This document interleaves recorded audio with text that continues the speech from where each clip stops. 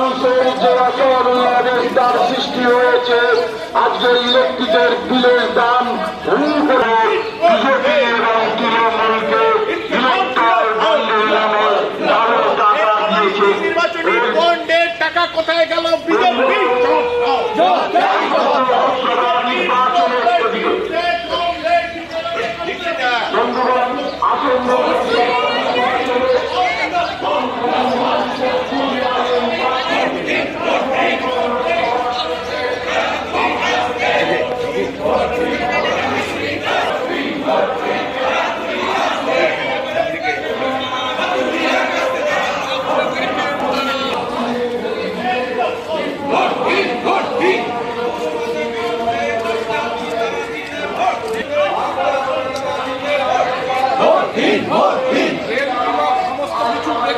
চক্রান্তের বিরুদ্ধে কাস্তে হাত তারা চিনে ভোট দিন, ভোট দিন, ভোট দিন।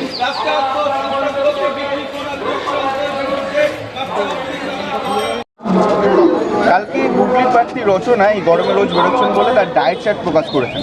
তো তুমি তো রোজ বেরোচ্ছ, তোমার কি কোনো ডায়েট চার্ট আছে আলাদা করে? আমাদের ডায়েট চার্ট সাধারণ মানুষ আমাদের যা খাওয়াচ্ছে, আমার ব্যক্তিগত কোনো প্রেফারেন্স নেই। আমরা ইউজুয়ালি দুপুরবেলা খাবারটা কোনো না কোনো কমরেডের বাড়ি এই অঞ্চলের সাধারণ মানুষের তাদের সঙ্গে খাচ্ছি, ফলে তারা যা রান্না করছেন তাই খাচ্ছি। আমি একটু আলু পোস্ত খেতে ভালোবাসি বলে আমার জন্য মাঝে মাঝে একটু আলু পোস্ত খাচ্ছি। কালকে আরামবাগের সাংসদ অপূর্ব পোদ্দার বলেছেন যে আমার কাছে পর্যাপ্ত টাকা ছিল না তাই টিকিট পাই। এটা হুগলির দুই মন্ত্রী জানতেন, কি বলবেন? আসলে টিকিটটা তো এখন ওই বাজারে কেনার মতো জিনিস হয়ে গেছে। এরকম মাছ, মাংস, ফল, শাকসবজি আমরা কিনি বাজারে গিয়ে, সেরকম সাংসদ এমএলএ হওয়ার জন্য আপনাকে কিনতে হবে। সাধারণ মানুষ যারা একে ভোট দিয়েছেন বা এদেরকে ভোট দিয়েছেন তারা বুঝুন যে আসলে তারা যারা তাদের জনপ্রতিনিধি হচ্ছেন তারা কেউ তাদের যোগ্যতার জন্য হচ্ছেন না। কার পকেটে কত রেস্তো আছে, কার পকেটে কত টাকা আছে এবং এই টাকা আসবে কোথা থেকে? পৈতৃক সম্পত্তি থেকে তো আসবে না, নিজের বাড়িঘর বিক্রি করে কেউ রাজনীতি করে না।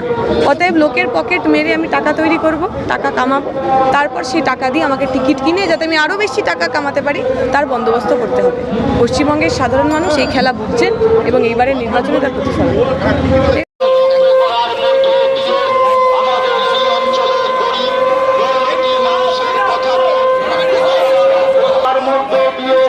আমাদের মানুষের যে অসহনীয়তার সৃষ্টি হয়েছে, আজকের ইলেকট্রিকের বিলের দাম বিজেপি এবং তৃণমূলকে ইলেকট্রাল বন্ডের নামে আরো টাকা দিয়েছে। নির্বাচনী বন্ডের টাকা কোথায় গেল? বিজেপি